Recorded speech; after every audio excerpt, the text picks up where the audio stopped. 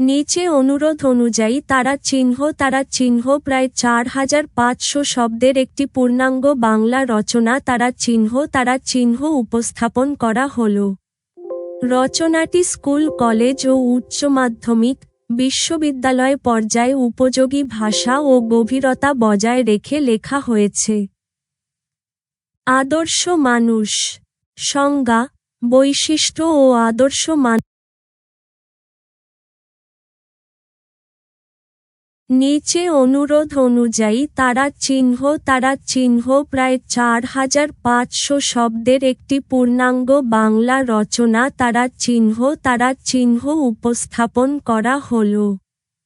রচনাটি school, college ও উচ্চ মাধ্যমিক, বিশ্ববিদ্যালয় পর্যায়ে উপযোগী ভাষা ও গভীরতা বজায় রেখে লেখা হয়েছে। আদর্শ মানুষ।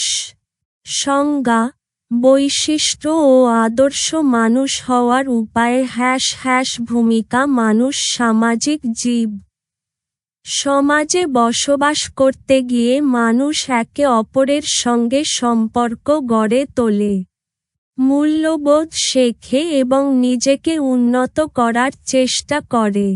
কিন্তু সকল মানুষ সমানভাবে সমাজের জন্য কল্যাণকর হয়ে ওঠে না। কেউ নিজের স্বার্থেই সীমাবদ্ধ থাকে, আবার কেউ সমাজ, দেশ ও মানবজাতির কল্যাণে নিজেকে উৎসর্গ করে। এই দ্বিতীয় শ্রেণীর মানুষদেরই বলা হয় আদর্শ মানুষ। আদর্শ মানুষ শুধু নিজের জীবন সুন্দর করে তোলে না, বরং তার চিন্তা, আচরণ ও কর্মের মাধ্যমে অন্যদের জীবনকেও আলোকিত করে।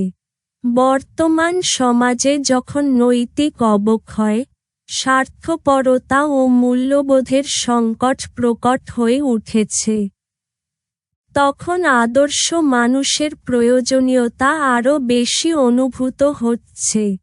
তাই আদর্শ মানুষ কাকে বলে, তার বৈশিষ্ট্য কী এবং কিভাবে আদর্শ মানুষ হওয়া যায়, এই বিষয়গুলো গভীরভাবে আলোচনা করা অত্যন্ত গুরুত্বপূর্ণ। আদর্শ মানুষ কাকে বলে? আদর্শ মানুষ বলতে সেই ব্যক্তিকে বোঝায়, যিনি নৈতিকতা, মানবিকতা, সততা, দায়িত্ববোধ ও আত্মত্যাগের মাধ্যমে নিজেকে সমাজের জন্য একটি অনুসরণীয় দৃষ্টান্ত হিসেবে প্রতিষ্ঠিত করেন। আদর্শ মানুষ কেবল জ্ঞানী বা সফল হলেই যথেষ্ট নয়, বরং তার চরিত্র, চিন্তা ও আচরণে মানবকল্যাণের প্রতিফলন থাকতে হয়।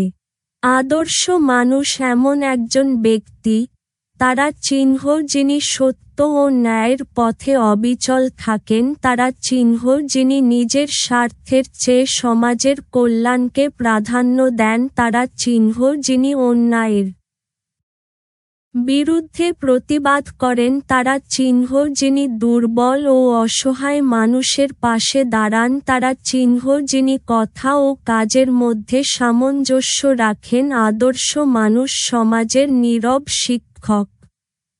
তিনি বক্তৃতা না দিয়েও নিজের আচরণের মাধ্যমে